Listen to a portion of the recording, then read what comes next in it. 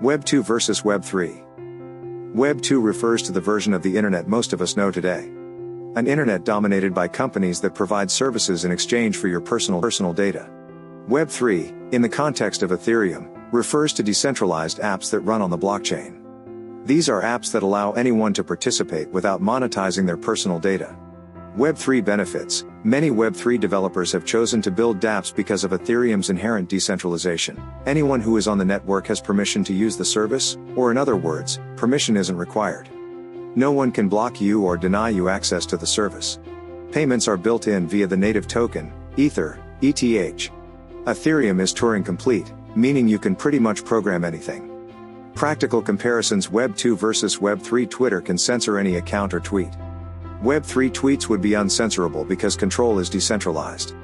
Payment service may decide to not allow payments for certain types of work. Web 3 payment apps require no personal data and can't prevent payments. Servers for gig economy apps could go down and affect worker income. Web 3 servers can't go down. They use Ethereum, a decentralized network of thousands of computers, as their backend.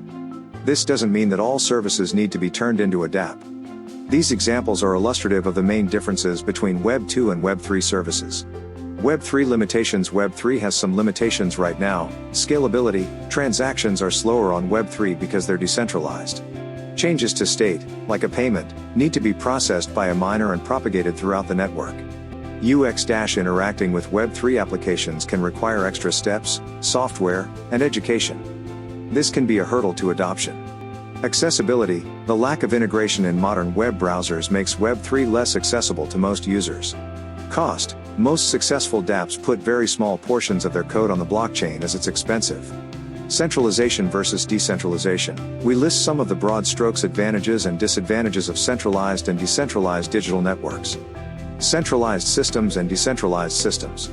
Low network diameter: all participants are connected to a central authority. Information propagates quickly, as propagation is handled by a central authority with lots of computational resources.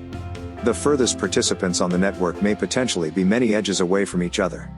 Information broadcast from one side of the network may take a long time to reach the other side.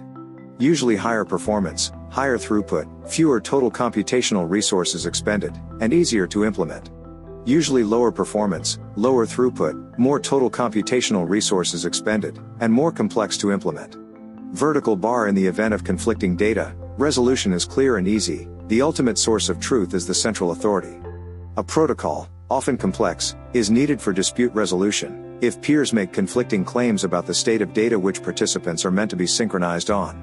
Single point of failure: malicious actors may be able to take down the network by targeting the central authority. No single point of failure: network can still function even if a large proportion of participants are attacked/taken out. Coordination among network participants is much easier, and is handled by a central authority. Central authority can compel network participants to adopt upgrades, protocol updates, etc., with very little friction. Vertical bar coordination is often difficult, as no single agent has the final say in network level decisions, protocol upgrades, etc. In the worst case, network is prone to fracturing when there are disagreements about protocol changes. Central authority can censor data, potentially cutting off parts of the network from interacting with the rest of the network. Censorship is much harder, as information has many ways to propagate across the network. Participation in the network is controlled by the central authority. Anyone can participate in the network, there are no gatekeepers. Ideally, the cost of participation is very low. Note that these are general patterns that may not hold true in every network. Furthermore, in reality the degree to which a network is centralized/decentralized lies on a spectrum. No network is entirely centralized or entirely decentralized.